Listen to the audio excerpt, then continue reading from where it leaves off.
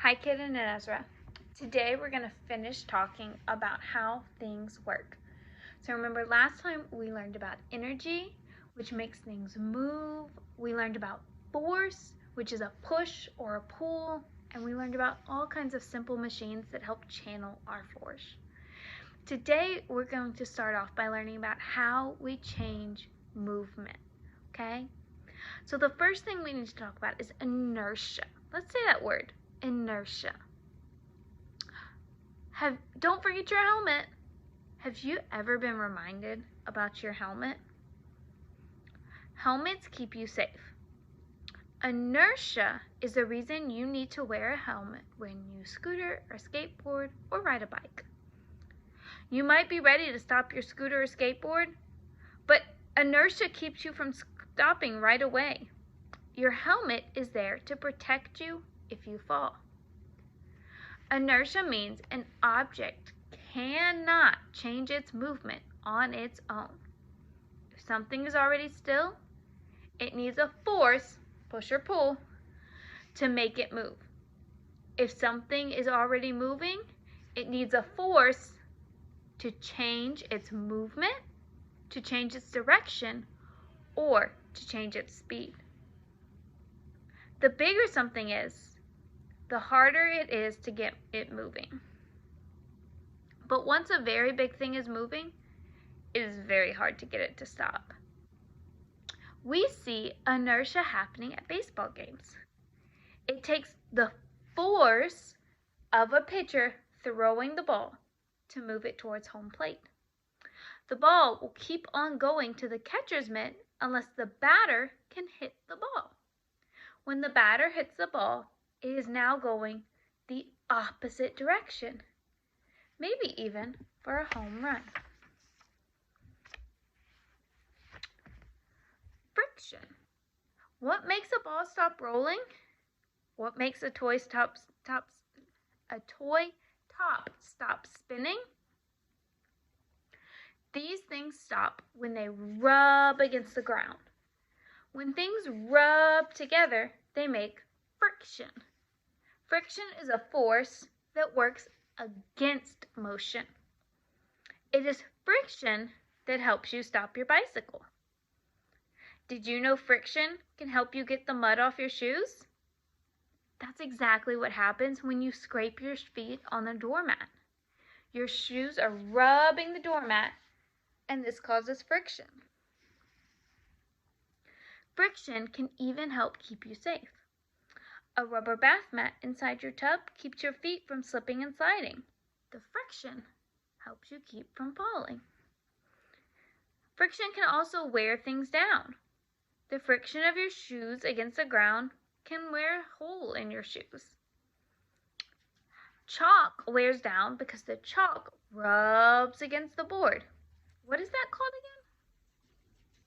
That's right, friction. Friction can make things hotter. When you get cold and shiver, you might rub your arms or rub your hands to warm them. This is friction.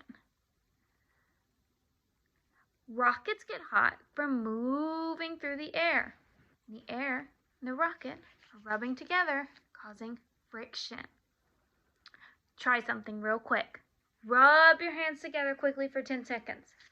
1, 2, 3, 4, 5, 6, 7, 8, 9, 10. Now touch your hands to your face. How do they feel? Kind of warm, right? That's because of friction.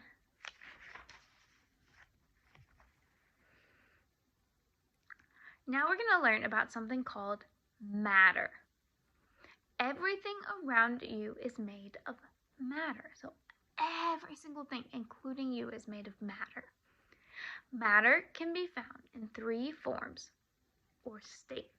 So it's called states of matter: a solid, a liquid, and a gas.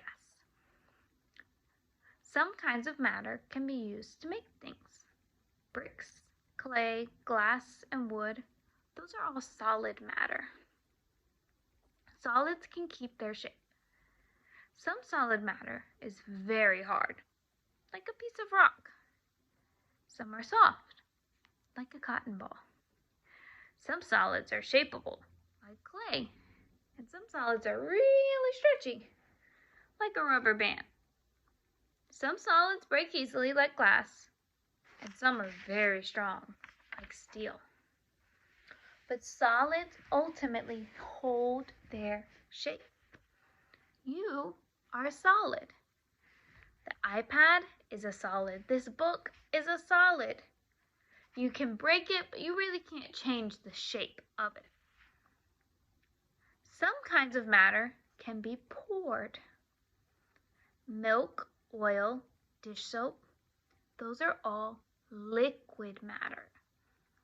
Liquid matter does not hold its shape, but it fills up the shape of the container it is in. Think about when we pour a glass of water. If we pour a tall glass of water, it's going to fit to that shape. If we get a little short stack of water, it's going to fit to that shape. All liquid matter can be poured, but not all liquids do not feel the same. Some liquids are as sticky as honey or syrup. They might be harder to pour. Some liquids are thick and gluey, like slime. And the water we drink is a smooth, wet liquid. Can you think of any other liquid forms of matter? Tell me about it later. Our last state of matter is called gas. The air around you is matter. You cannot see the oxygen you are breathing, but it is the gas your lungs inhale for your body. And when we breathe in, if you breathe out on your hand and you feel that, that is air. That is a gas, and it's a form of matter. Carbon dioxide is the gas you breathe out. Maybe you've played with a helium balloon at a party. Helium is a gas that you cannot see. When it fills a balloon, the balloon floats up in the air. All gases have weight, but some gases are heavier and some are lighter than the others. Helium is lighter than air. That's why it floats up in the air.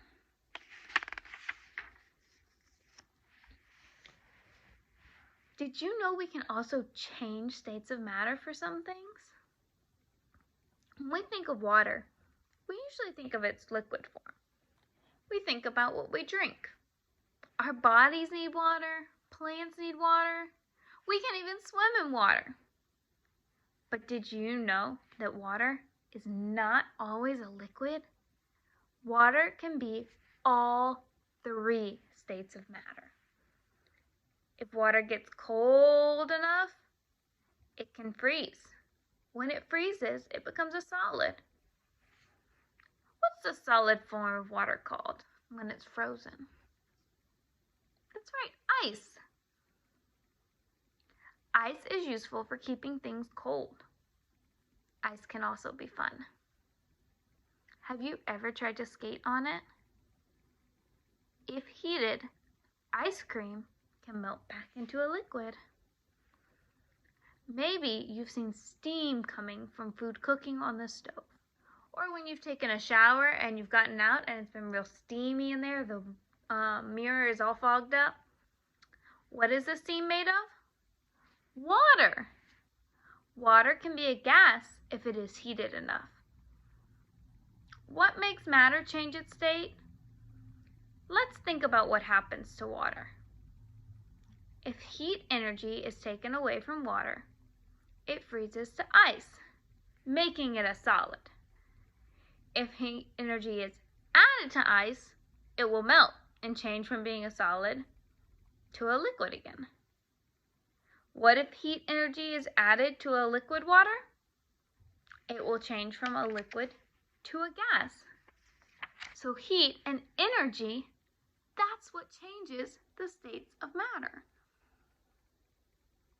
Okay, that is it for today. Next week, we will start talking about the air around us in science. You don't have any pages in the workbook, to do today. So you are all done.